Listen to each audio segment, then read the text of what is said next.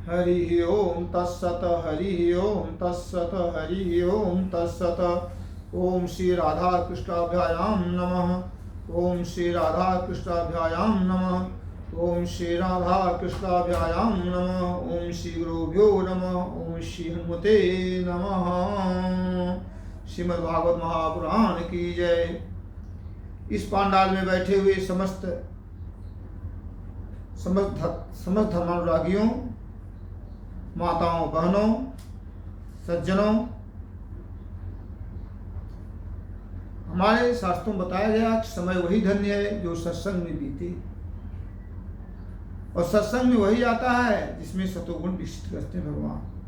जब मन में और हृदय में सतोगुण रजोगुण आ जाता है, सतोगुण जब मन और हृदय में दोनों में सतोगुण आता है तभी व्यक्ति कथा में आता है। आज हम लोग यहाँ पर ब्रह्मा के द्वारा बनाए हुए 10 प्रकार की सृष्टि का वर्णन करेंगे। ये सृष्टि ब्रह्मा ने भगवान जो स्तुति किया, भगवान ही उनके हृदय में बैठे, उन्होंने 10 प्रकार सृष्टि बनाई। विदुर जी कहते हैं कि हे मुनिवर, ब्रह्मा जी ने 100 वर्ष तक तपस्या किया।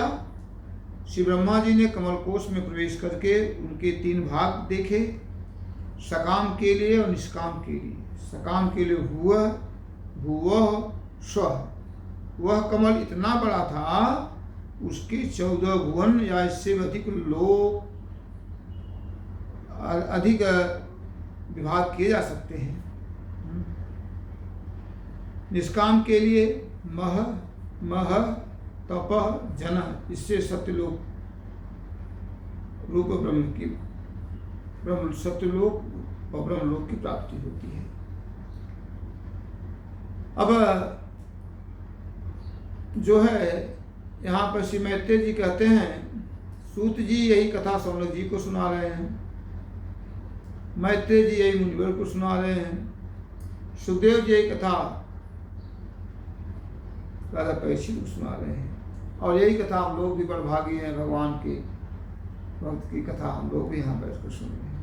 पहली सृष्टि महतत्व की है, दूसरी सृष्टि अहंकार की है, तीसरी सृष्टि भगवान ब्रह्मा बनाए भूत सर्ग की है, चौथी सृष्टि इंद्रियों की है, पांचवी सृष्टि सात्विक अहंकार की है। सात्विक अहंकार के अंतर्गत सज्जनों यहाँ पर मन भी इसके अंतर्गत आता है। छठवीं सृष्टि अविद्या की है। अविद्या का अर्थ क्या है? अविद्या का अर्थ यहाँ पर अहंकार है, मोह, मोह सभी व्याधीन कर मूला। सातवीं सृष्टि वैकृत सृष्टि है। आठवीं सृष्टि त्रियोगिनियों की है। इसके अंतर्गत संसार के समस्त पशु पक्षी आते हैं, और इसका विभाजन अगर अध्ययन किया जाए तो 28 प्रकार का, 8वीं में 28 प्रकार की सृष्टि का निर्माण है। 8वीं सृष्टि में केवल जो मनुष्य को छोड़ करके जो जीव हैं 83 लाख योनियों में, ये केवल तीन काम करते हैं, पहला खाना पीना, दूसरा मैथुन, तीसरा सोना। इनमें विचार करने की शक्ति नहीं होती। 83 लाख योनि जो प्राणी हैं, इनमें विचार करने की शक्ति नहीं होती। 83 लाख जो प्राणियों हैं, इनमें दूरदर्शिता की शक्ति नहीं होती। एक खुर वाले प्राणी बनाए गए, 2 खुर वाले प्राणी बनाए गए। एक खुर वाले प्राणी कौन कौन से हैं? गधा, घोड़ा और खच्चर। गधा, घोड़ा और खच्चर, ये जो प्राणी हैं इनके एक ही खुर होते, एक ही टाप रहती है। 2 खुर वाले में गौ, बकरा, भैंसा, मृग, नील गाय इत्यादि जो हैं प्राणी, इनके खुर जो है 2 भागों में बटे होते हैं।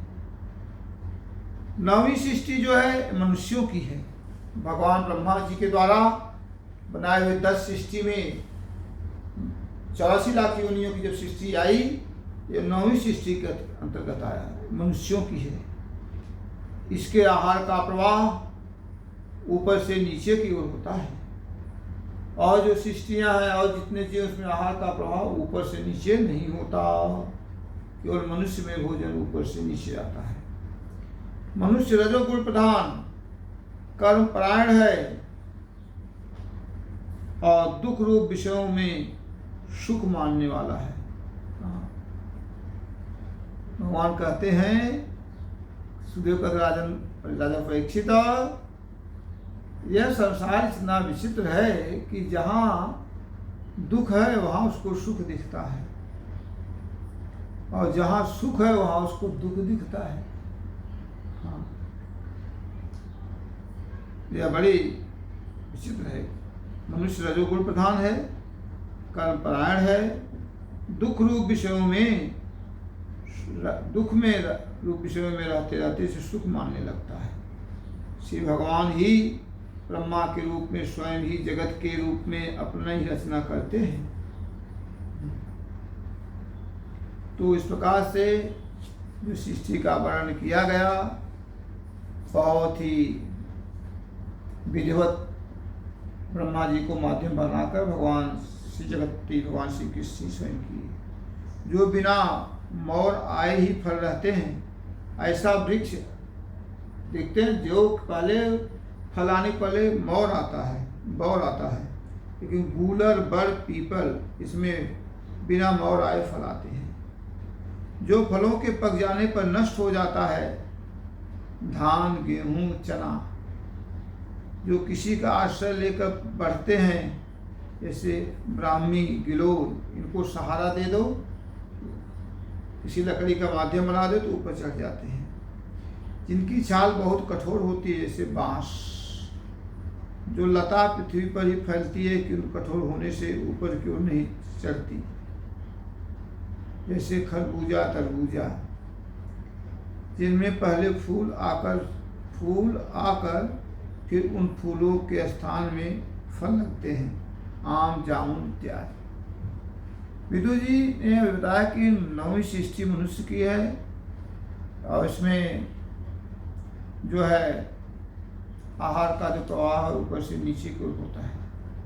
देवता, पितर, असुर, गंधर्व, अप्सरा, यक्ष, राक्षस, सिद्ध, चारण, विद्याधर, भूत, प्रेत, पिशाच, किन्नर, किमपुरुष, अशोक आदि भेद से देव सृष्टि 8 प्रकार की है। विदुर जी इस प्रकार जगत कर्ता ब्रह्मा जी की रची हुई यह 10 प्रकार सृष्टि मैंने तुमसे कह सुनाई। अब ये जो 10 प्रकार सृष्टियां हैं, इसमें सबसे श्रेष्ठ जो है 9वीं सृष्टि मानी गई है। यह 9वीं सृष्टि मानव की सृष्टि है।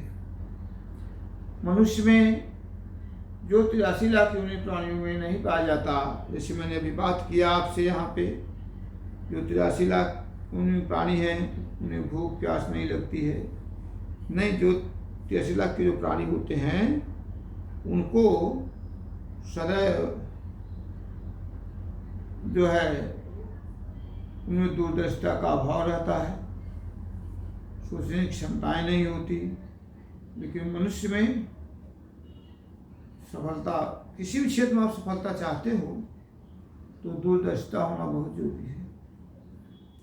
और साथ साथ अगर दूरदर्शिता रखते हो तो पक्का ज़्यादा होना चाहिए, जिद होना चाहिए। क्योंकि हम पढ़ रहे हैं तो IAS बनेंगे, हम पढ़ रहे हैं तो डिप्टी डायरेक्टर ही बनेंगे। जिद होनी चाहिए और काम के प्रति तत्परता होनी चाहिए और साथ साथ निश्चित रूप से आप कितना भी व्यस्त हों, भगवान की कथा के लिए जरूर समय निकाला करिए। क्योंकि कह हनुमंत विपत्ति प्रभु सोई, और जब तक सुमिरन भजन न होई। श्रीमान जी महाराज कह रहे हैं कि व्यक्ति के जीवन से विपत्ति तब तक नहीं जाएगी जब तक वह ब्राह्मण को बुलाकर घर में कथा, सत्संग, पूजा पाठ नहीं कराएगा। कह हनुमंत विपत्ति प्रभु सोई, और जब तक सुमिरन भजन न होई। सुमिरन, भजन, सत्संग, प्रसाद वितरण का ही महत्व है। वही समय धन्य जो सत्संग में बीते, वही धन धन्य जो ब्राह्मण संत की सेवा में बीते। समय, धन, और अगर आप धन है आपके पास, संत ब्राह्मण सेवा में नहीं लगाते हैं तो स्वयं अच्छे ढंग से उपयोग करिए, अच्छे ढंग से रहिए, खाइए पिए, भोजन करिए। कुछ लोग बंधुओं, कहना यहाँ बहुत अतिशयोक्त नहीं होगा कि धन तो है, लेकिन समाज दिखाने के लिए समाज लोग जाने नहीं हमारे पास है, इसलिए न स्वयं अच्छे ढंग से रहते हैं, न अच्छे ढंग से खाते पीते हैं, न अच्छे ढंग से कपड़े पहनते हैं, बाहर ऐसा दिनहीन बने रहते हैं। ऐसा नहीं होना चाहिए। मनुष्य शरीर अति दुर्लभ है, यह मनुष्य शरीर अति क्षणभंगुर है, इसलिए यथा योग समय निकाल भगवान कथा सुना करें। और इसमें जो है भगवान की जो कथा है वह आपके और हमारे जीवन के समस्त अमंगलों को नष्ट कर देगी। जो भगवान कथा सुनता है उसके जीवन में दुख नहीं व्यापता। हरि शरणम, हरि शरणम, हरि शरणम।